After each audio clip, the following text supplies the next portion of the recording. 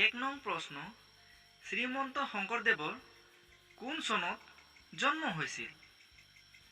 আপোনাৰ বিকল্প ক 1939 খ্ৰীষ্টাব্দত, খ 1449 খ্ৰীষ্টাব্দত, গ 1559 খ্ৰীষ্টাব্দত, ঘ 1669 খ্ৰীষ্টাব্দত।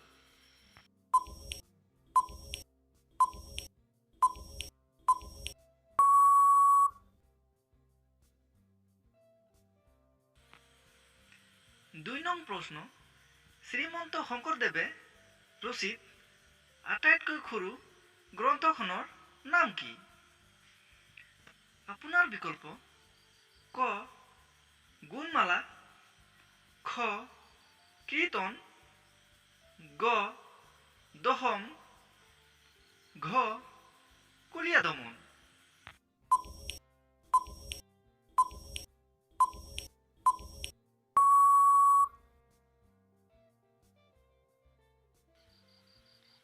তিনি নং প্ৰশ্ন মহাপুৰুষ শংকৰদেৱৰ গোপন নাম কি আছিল? আপোনাৰ বিকল্প ক গংগাধৰ কায়স্থ, খ তিলক, গ ৰাম, ঘ লেখক।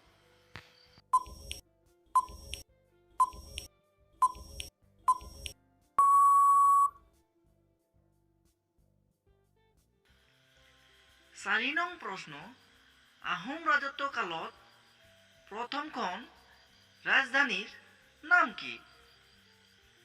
আপোনাৰ বিকল্প ক গোহাইগাঁও, খ ৰংপুৰ, গ চৰাইদেউ, ঘ নলবাৰী।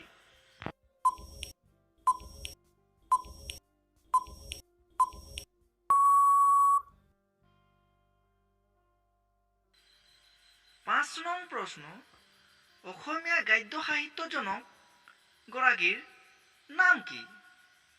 আপোনাৰ বিকল্প ক চন্দ্ৰকুমাৰ আগৰৱালা, খ লক্ষীনাথ বেজবৰুৱা, গ ভট্টদেৱ, ঘ জ্যোতিপ্ৰসাদ আগৰৱালা।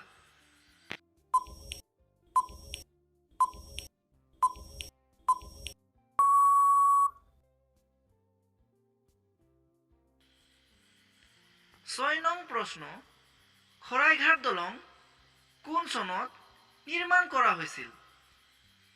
আপোনাৰ বিকল্প ক 1948 চনত, খ 1952 চনত, গ 1962 চনত, ঘ 1966 চনত।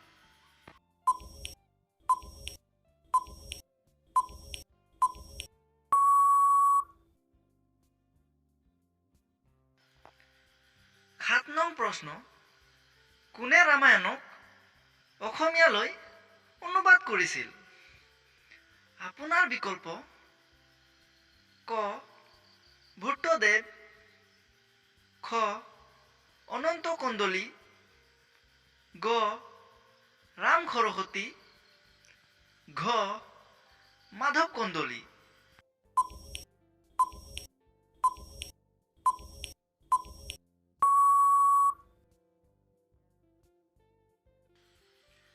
আঠ নং প্ৰশ্ন প্ৰথম অসমীয়া ৰঙীন চলচ্চিত্ৰখনৰ নাম কি?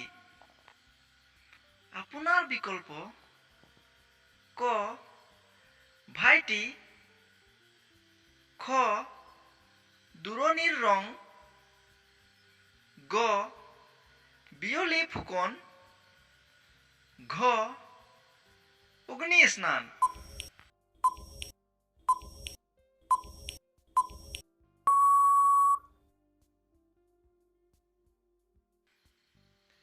নয় নং প্ৰশ্ন অসমৰ কোনখন বিশ্ববিদ্যালয়ত ৰেডিঅ' প্ৰচলন পোনপ্ৰথমে হৈছিল? আপোনাৰ বিকল্প ক গুৱাহাটী বিশ্ববিদ্যালয়, খ ডিব্ৰুগড় বিশ্ববিদ্যালয়, গ অসম বিশ্ববিদ্যালয়, ঘ কৃষ্ণকান্ত সন্দিকৈ ৰাজ্যিক মুক্ত বিশ্ববিদ্যালয়।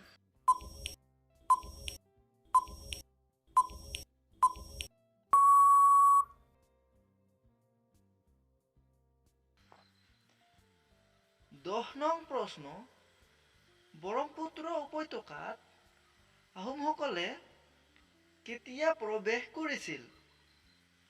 আপোনাৰ বিকল্প ক 1220 খ্ৰীষ্টাব্দত, খ 1225 খ্ৰীষ্টাব্দত, গ 1228 খ্ৰীষ্টাব্দত, ঘ 1130 খ্ৰীষ্টাব্দত।